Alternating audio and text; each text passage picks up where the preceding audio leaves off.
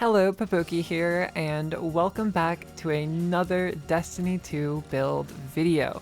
Now we are inside of the lovely Destiny 2 Star Wars expansion, Renegades. So in this expansion, the main activity is Lawless Frontier. This activity has a ultimate mode, and it is actually kinda difficult with your matchmade teammates.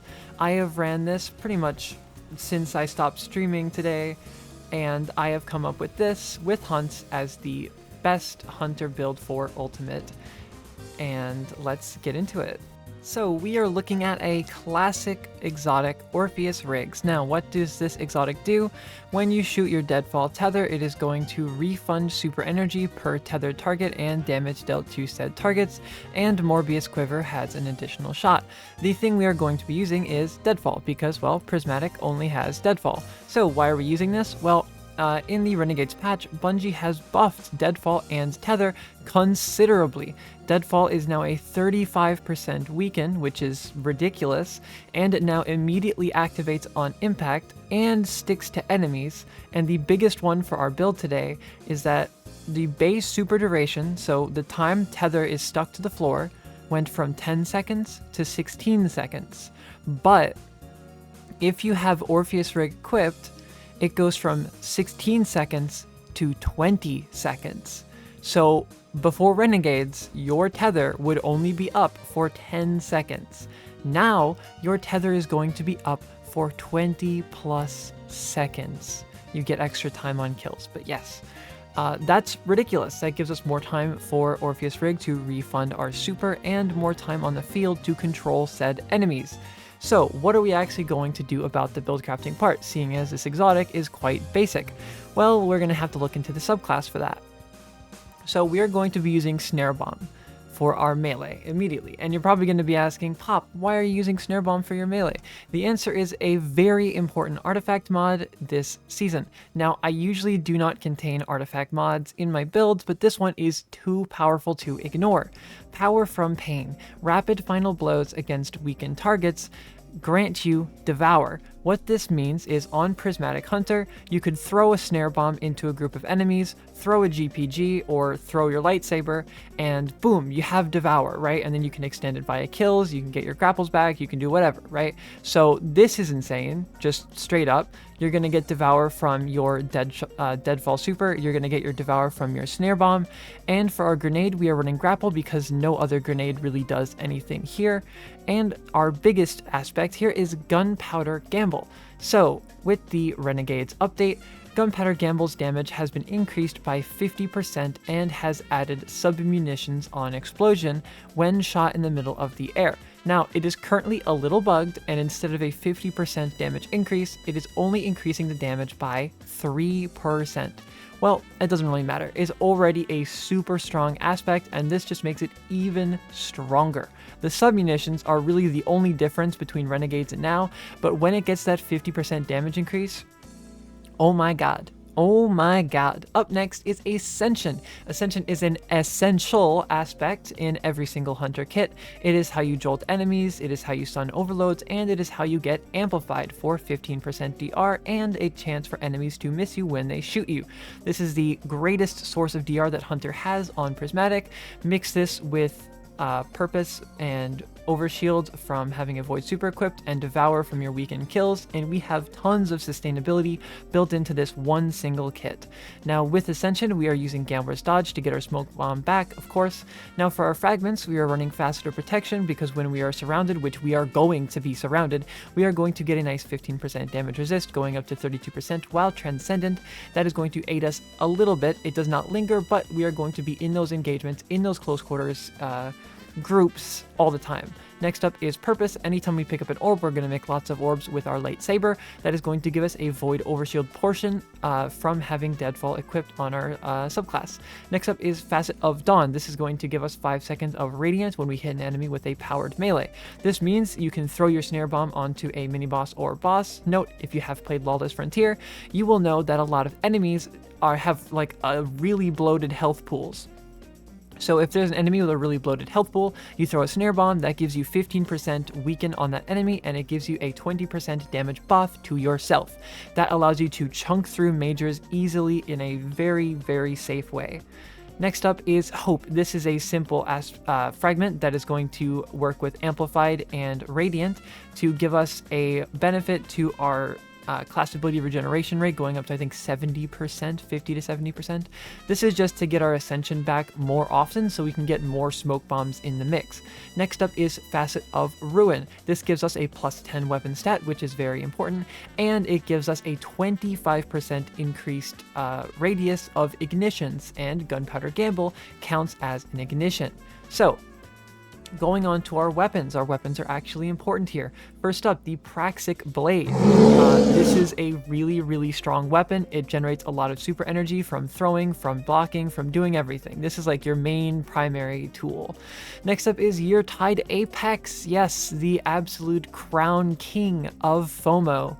We're just using this to generate orbs if we need it, and Chaos Reshape to heal ourselves. Now, you can switch this out for a Uncivil Discourse if you feel like it, or a Returned Memory, or a Psi Eternia 4. You can run any of these really, but I like to use the primary, so more of my special ammo goes to my Praxic Blade. And next up is Unwavering Duty. You can use any sustained heavy damage weapon you want. You could use the new refurbished A499, but I like Unwavering Duty because of its high reserves count and blah blah blah. Now for our stats, we are running a low health stat, 100 melee, so when we dodge from a distance, we can still get our smoke bombs back, 71 grenade because we don't really care about a grenade outside of Transcendence, 100 super so that we can maximize our tether gains with Orpheus Rig, 100 class so we can make sure we get Ascension back really, really quick to make sure we get our smoke bombs at all times, 83 weapons, and you know, if I could get to 100 plus, I would. This is to increase the damage of our lightsaber to make it hit harder in the ultimate content. Now, for our mods, we are going to be running the classic heavy and special ammo finder with a kinetic siphon for our lightsaber. For our gauntlets, we are using a firepower mod for Gunpowder Gamble, a focusing strike, and bolstering detonation to make sure we get our our class ability back even faster. For our chestplate, we are running one concussive dampener, one melee damage resist, and a resist of your choice. For our boots, we are running double better already. You're probably going to be wondering, hey Pop, why aren't you running double recuperation? The answer you're looking for is that double recuperation has been patched, and that means we are forced to run double better already, or you could run one better already and one recuperation. I use both of these. I have no testing on it, but double recuperation doesn't work. Use what you please. And a kinetic scavenger to make sure we are always topped up on our lightsaber ammo. For our cloak, we are running a special finisher, powerful attraction, and reaper. This is going to keep us topped off on ammo as well. Now, to get to the basics of what we are actually doing. The goal is to proc the artifact perk Power from Pain. So we are going to get enemies to group up to each other. We're going to throw a nice smoke bomb. They're going to be weakened. Throw your GPG. Boom! They all explode, right? That wiped out that whole corridor there. I don't know why the artifact perk didn't proc, but it does in general gameplay. Let me just go like this. Boom.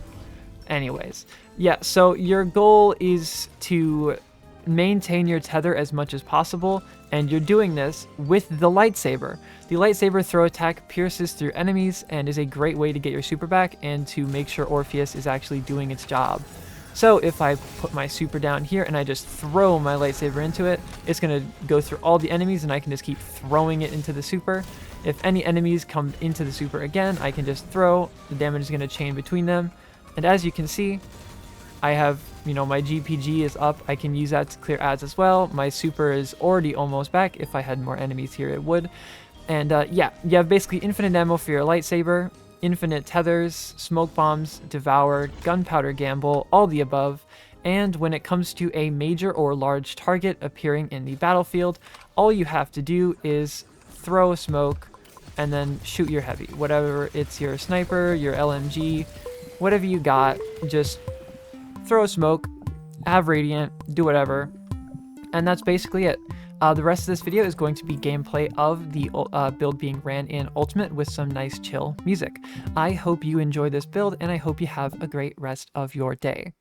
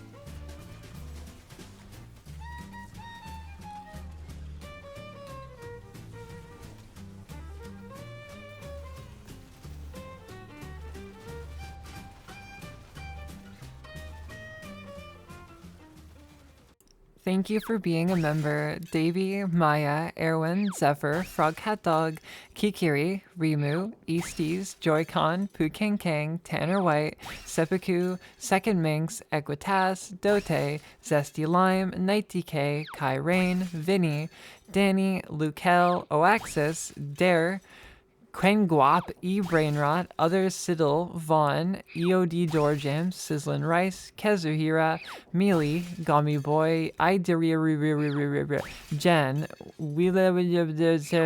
GGPOH, Fumitaki, That Person, Cosmilk, Radiant Foxy, Cajun, Lee, American Spy, Golden Channel, Nick Collects, and Gaming?